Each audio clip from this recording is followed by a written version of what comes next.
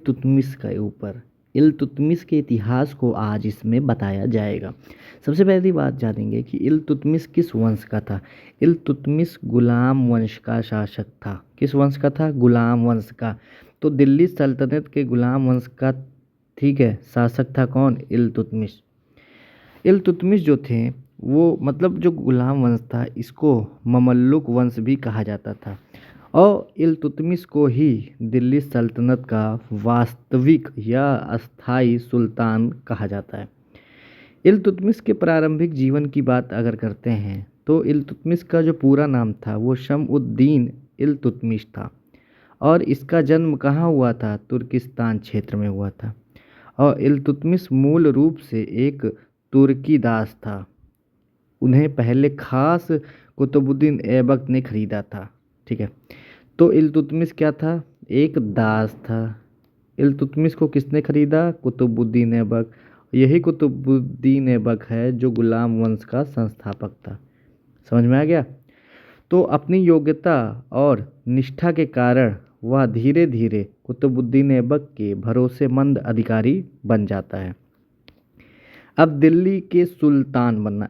जब ऐबक की मृत्यु हो जाती है तो उसके बाद 1211 में दिल्ली की गद्दी पर कौन बैठता है? इल्तुतमिश। शुरू में उसे लाहौर के सुल्तान आरम शाह से संघर्ष करना पड़ा, लेकिन इल्तुतमिश बाद में जीतता है और दिल्ली सल्तनत में निर्विवाद शासक बना रहता है। अब इसके शासनकाल की कुछ बातें हम देख लेते हैं। अब इल्तुतमिश जो था उन्हें प्रशासनिक व्यवस्था को सुदृढ़ किया और सल्तनत को स्थिरता दी। दिल्ली को अपनी राजधानी बनाई। ठीक है, तो पहले राजधानी क्या थी? लाहौर। ऐबक के समय में लाहौर राजधानी थी, बाद में इल्तुतमिश के समय में राजधानी दिल्ली बना दी गई। मंगोलों के आक्रमण को रोकने में इसे सफलता प्राप्त होती है। बंगाल और सिंध जैसे विद्रोह प्रांतों को फिर से सल्तनत के अधीन किया। इल्तुतमिश ने इक्तादारी प्रथा को लागू किया। प्रश्न यहाँ से बनता है कि इक्तादारी प्रथा किसने लागू की? तो इसकी ट्रिक याद कर लीजिए, ई से इल्तुतमिश और ई से इक्तादारी प्रथा। ठीक है, तो इसको लागू किसने की? इल्तुतमिश ने। जिसके तहत क्या होता था ना इक्तादारी में कि भूमि और राजस्व प्रशासन को नियंत्रित किया गया। ठीक है, अब आगे देखिए। खलीफा खलीफा से मंसूर प्राप्त किया, उससे शासन धार्मिक और वैध रूप से मान्य हुआ। तो आगे देख लेते हैं। अब इसका कुछ निर्माण कार्य था। जो कुतुब मीनार जानते हैं आप, ठीक है, और कुतुब मीनार का निर्माण कराया था किसने? कुतुबुद्दीन ऐबक ने। मतलब स्टार्ट किया कौन? स्टार्ट किया कुतुबुद्दीन ऐबक और ख़त्म किया किसने? इल्तुतमिश ने। ठीक है, तो यहाँ पे क्या लिखा हुआ है? इल्तुतमिश ने क्या हुआ? कुतुब मीनार का निर्माण जारी रखा जो कुतुबुद्दीन ऐबक ने शुरू किया था। हौज ए शम्मी और कई मस्जिदों का निर्माण भी इसने कराया था। इल्तुतमिश ने कला, शिक्षा और इस्लाम स्थापत्य को प्रोत्साहन भी दिया।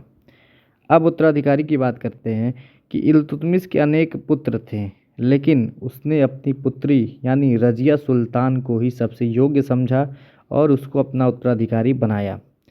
और उसने अपने जीवन काल में ये भी कहा कि मेरे पुत्र सत्ता के योग्य नहीं हैं, केवल रजिया में शासन की योग्यता है।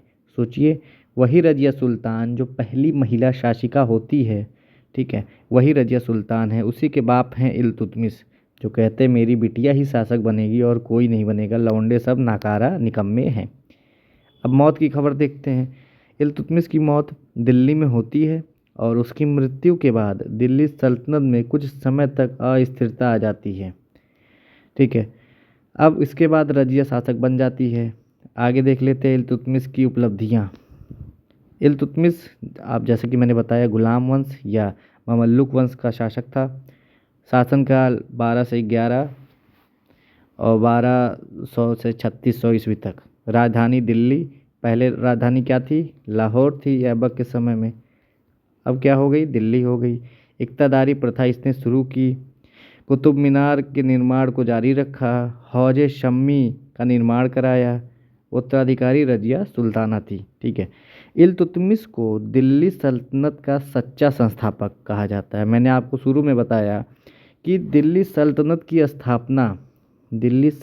की स्थापना तो ऐबक ने की थी, ठीक है, लेकिन ये बहुत काबिल नहीं था। इसी कारण जो इल्तुतमिश इसने स्थिरता प्रदान की अपने शासन को, ठीक है, इसीलिए इसी को सच्चा दिल्ली सल्तनत का संस्थापक कहा जाता है। समझ में आ गया ये टॉपिक। तो इल्तुतमिश के विषय में इतना ही है। बाकी और आपको बता दें कि ये गुलाम वंश के थे।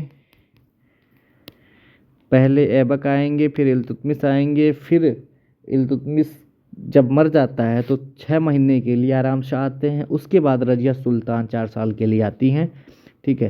तो यही क्रम जारी रहता है। तो अभी आपको अगर सब समझ में आ गया हो 5 मिनट के इस छोटी वीडियो में, तो प्लीज़ हमारे चैनल को सब्सक्राइब कर दीजिए और एक लाइक बिना दिए मत जाइएगा।